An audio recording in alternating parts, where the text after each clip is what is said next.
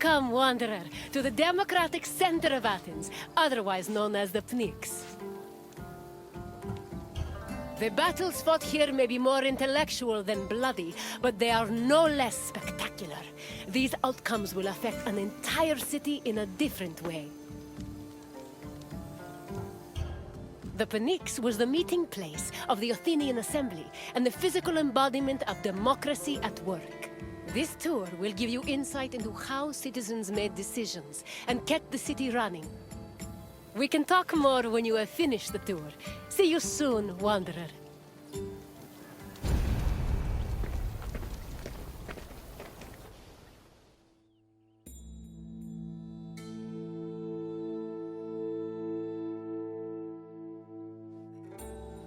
The Athenian assembly was known as the Ecclesia.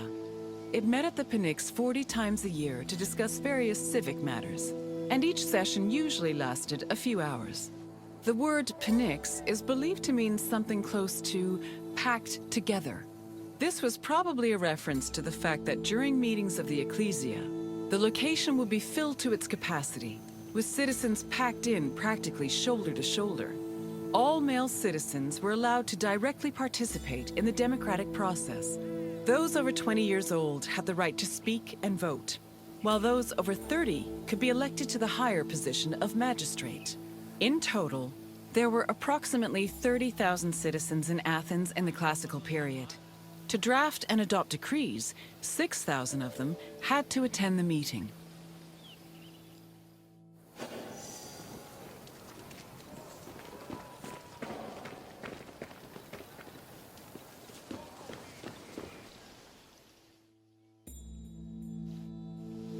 Citizens came from all over Attica's 10 districts to attend the meetings of the Ecclesia.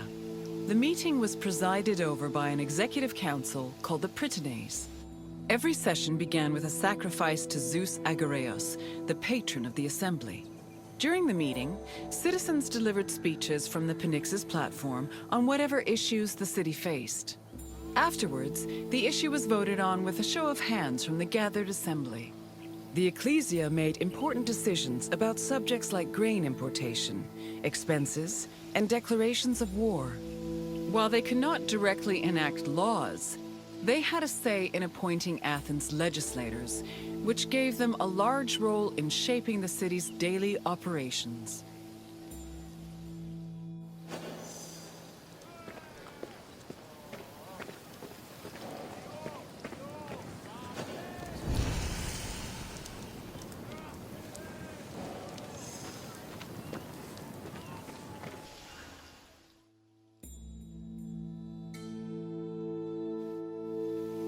While some citizens only participated in the sessions of the Ecclesia, others could become more involved in democracy as magistrates.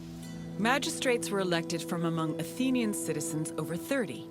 They were often successful orators and charismatic politicians, and they held much more sway over important decisions than the average citizen. One of the most famous magistrates was Pericles, who was so popular, he held his position for 15 years.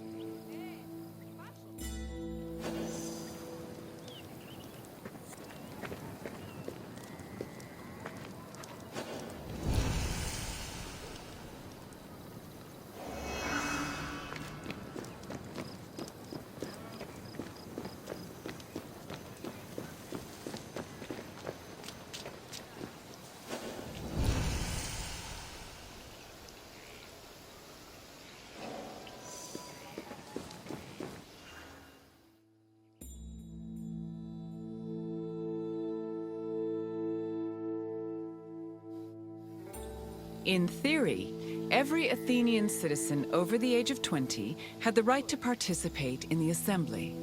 However, some of them lived far from the city, and others could not financially afford to miss a day of work to attend meetings. For these reasons, the city introduced a special allowance called a misthos ecclesiastikos in the 4th century BCE, meant to encourage participation. Originally, it was 2 obols, but the politician Cleon raised it to 3.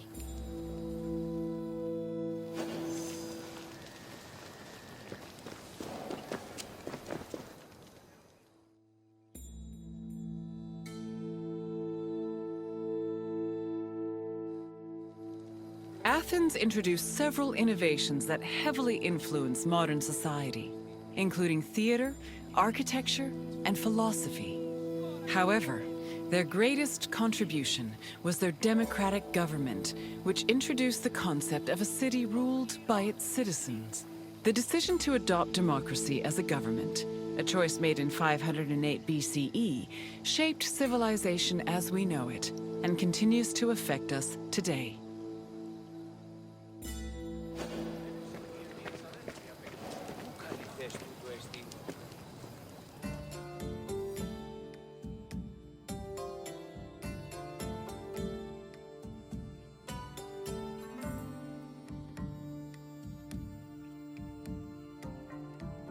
Hello again, Wanderer.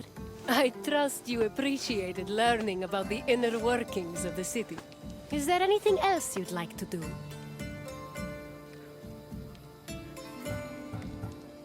Very well. Farewell, Wanderer.